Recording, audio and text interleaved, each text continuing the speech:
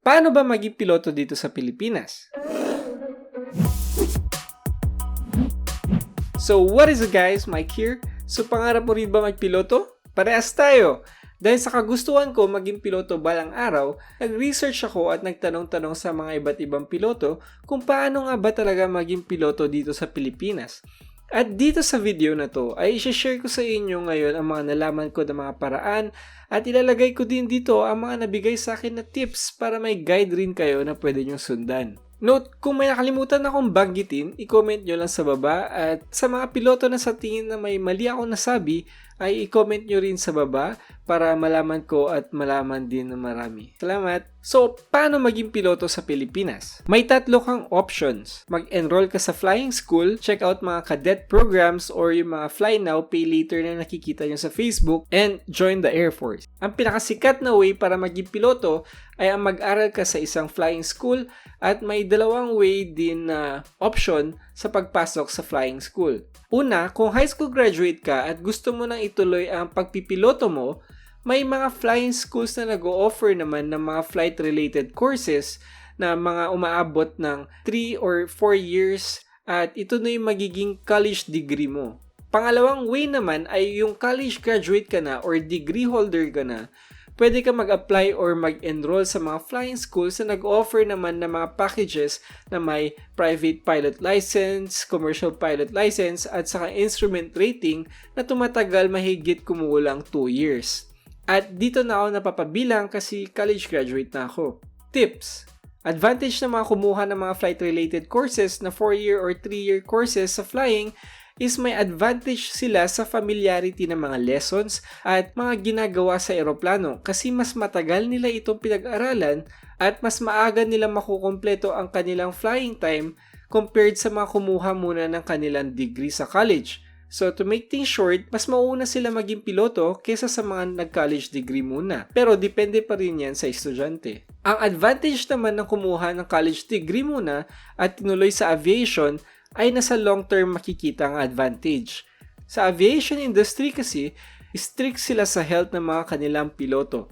Kaya may routine medical na pinapagawa sa kanila ng kanilang airlines. At kung may nakitang diferensya at nagkaroon ng hindi inaasahang malubhang sakit, pwede silang hindi payagan na magpalipad ng eroplano at ang malala pa, minsan panghabang buhay na silang hindi makakapagpalipad. Merong listahan ng mga iba't ibang sakit na pwede mag-disqualify sa isang piloto para makapagpalipad. At syempre, kung kayo yung airline, ayaw niyong i-compromise yung safety ng iyong mga passengers, kaya nila ito ginagawa. Kaya advantage ng mga may college degree ay kung may ganitong nangyari, ay pwede sila makapagtrabaho outside of aviation industry. So kung nakapili ka na sa 2 choices mo, nakapag-enroll at nakakuha mo na yung mga lisensya mo, at nakapag-build up ka na rin ng time kasi kailangan mo mag-ipon ng oras para makapasok sa isang airline which requires minimum of 500 hours of flying time. Then pag natapos mo na, nag-apply ka na sa iba't ibang airlines, tapos nakuha ka na, congrats! Airline pilot ka na. The next one naman is cadet program or yung mga sinasabing fly now pay later na tinatawag nila. Dito naman ay makakapag-aral ka ng libre dahil kung hindi nyo pa alam, sa pagpipiloto ay kailangan nyo mag-invest na napakaraming pera sa pag-aaral pa lang. Kaya ito ay isa sa mga best way para maging piloto. At padami na ng padami ang nag-o-open ng ganitong program at isa ako sa mga sumubok na mag-apply at makapag-experience kung gaano ka-enjoy at kahirap ang makapasok sa mga ganitong programs. May mga programs na kailangan college graduate ka muna para makapag-apply. Tips! Ang advantage nito ay makapag-aral kayo ng libre at pagkatapos nyo sa pag-aaral ay guaranteed na yung trabaho ninyo sa airline na nag-sponsor sa inyo or yung nag-conduct na program na sinalihan ninyo. Dahil dito na papasok yung pay later na sinasabi nila, in which babayaran mo yung nagastos nila through service, number of years, at may minimum rin na kaltas sa sasahurin ninyo. Pero depende pa rin yan sa sinalihan nyo na program. Hindi lang kasi ganun kadali makuha sa mga ganitong programs kasi isipin nyo, sila ay nag-i-invest ng malaking pera para paaralin kayo. So kung kayo sila, kailangan nyo humanap ng the best na person or worthy na person para dun sa program na yan. Kasi at the end of the day, risk pa rin sa part nila yon. Kaya asahan ninyo na madaming screening ang mangyayari at magiging kompetisyon yan sa iba't ibang nag-a-apply. Kaya galingan ninyo para makuha sa mga ganitong programs at i-comment nyo rin kung gusto nyo ako gumawa ng video na about dito para mapag-usapan natin ng mas malalim at mas detalyado ang topic na to.